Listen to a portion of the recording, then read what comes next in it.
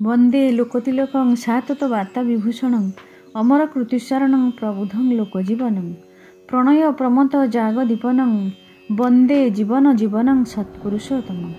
जय गुरु। प्रथमे आपण मानक समस्त को आमर ये अमृतवाणी चैनल को अनेक अनेक स्वागत जनाऊँ।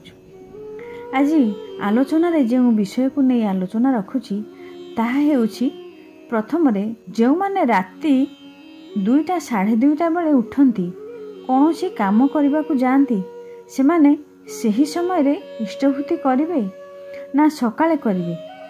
आउ द्वितीय है जो माने राति सारा परिश्रम करती तो राति 3टा बेलू शोवा को जाती से माने इष्टभूति करिकी शोइबे ना उठिला पर इष्टभूति करेंगे।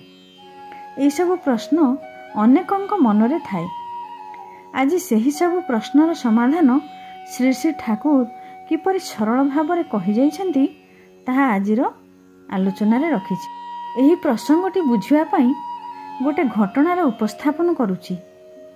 डॉक्टर रेवती मोहन विश्वास नामरे जड़े लेखक थिले। से परम दयाल श्री श्री ठाकुर अनुकूल चंद्रंकर पार्षद थिले।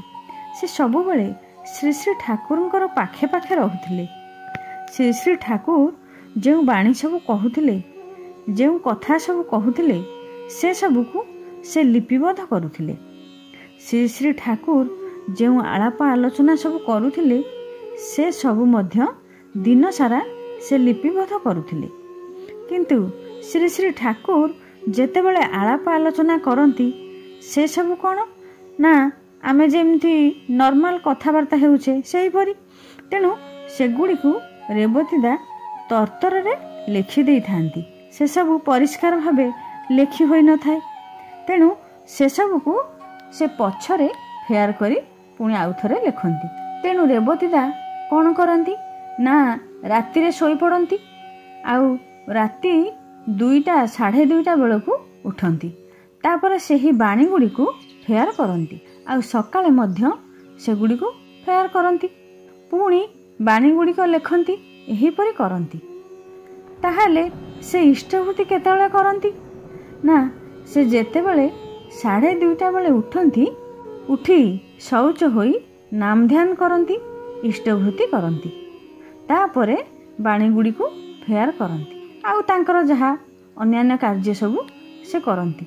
किछि दिन परे एई कथाटा आस्ते आस्ते आश्रम रे समस्ते जानिगले जे से प्रतिदिन 2:30 बेले उठी इष्टभूति करती।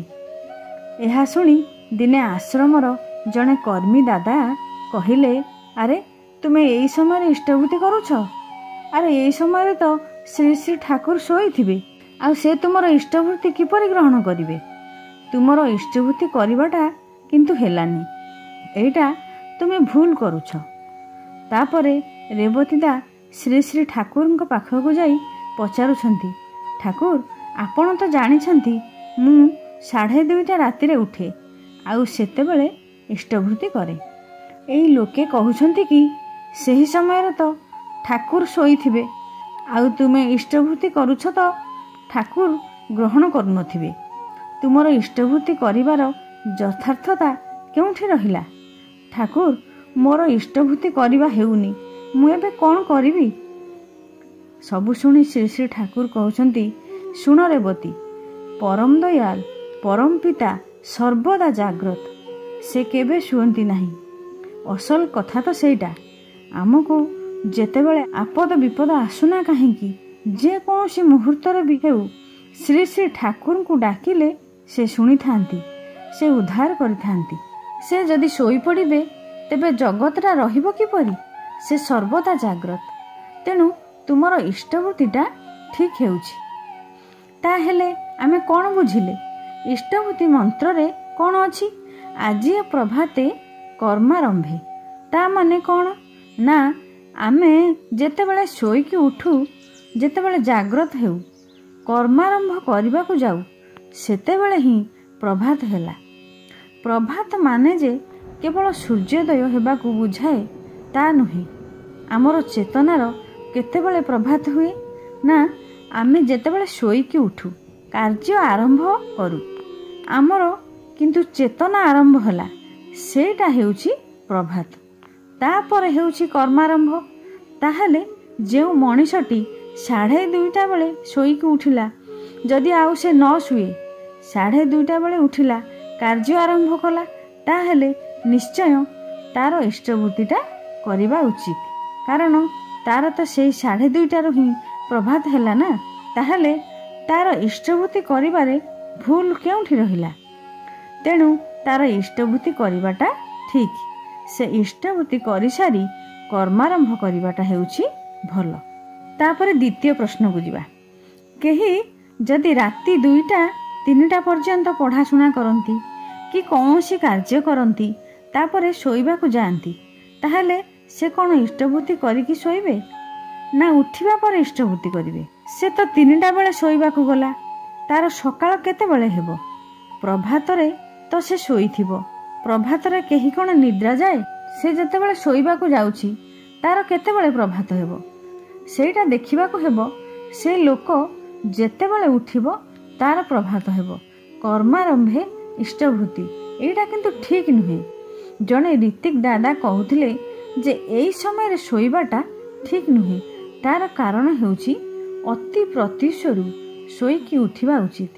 ତାହେଲେ କ'ଣ ହୁଏ ନା ଶରୀର ସୁସ୍ଥ ଓ ସୁସ୍ଥ ରହିବ। ଇଂରାଜୀରେ ଗୋଟିଏ ରାଇମ୍ସ ଅଛି, early to bed and early to rise makes a man healthy wealthy and wise. ତାହେଲେ early to bed and early to rise, ଏଇଟା ହିଁ ତ ନିୟମ। କିନ୍ତୁ ଯେଉଁ ଲୋକମାନଙ୍କ କ୍ଷେତ୍ରରେ ଏଇଟା ସମ୍ଭବ ନୁହେଁ, ଅର୍ଥାତ୍ ଡ୍ୟୁଟି କରିବାକୁ ଯେଉଁମାନେ ଯାଉଛନ୍ତି, ଚାକିରି କରିଛନ୍ତି, ସେମାନେ ଡ୍ୟୁଟି ସାରି ଆସୁଛନ୍ତି ତ 3ଟା ବେଳେ ଶୋଇବାକୁ ଯାଉଛନ୍ତି, ସେଇଟା ତ ଅଲଗା କଥା।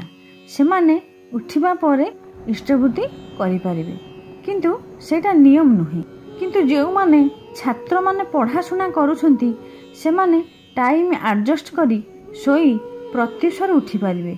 ଶ୍ରୀ ଶ୍ରୀ ଠାକୁର କହିଛନ୍ତି, ସମୟ ଆମ ସହିତ ଆଡ଼ଜଷ୍ଟ କରିବନି, ଆମେ ସମୟ ସହିତ ଆଡ଼ଜଷ୍ଟ କରି ଚାଲିବାଟା ଅଭ୍ୟାସରେ ପକାଇବା ଉଚିତ। 4 ଘଣ୍ଟା ଶୋଇବାଟା କିନ୍ତୁ ବହୁତ।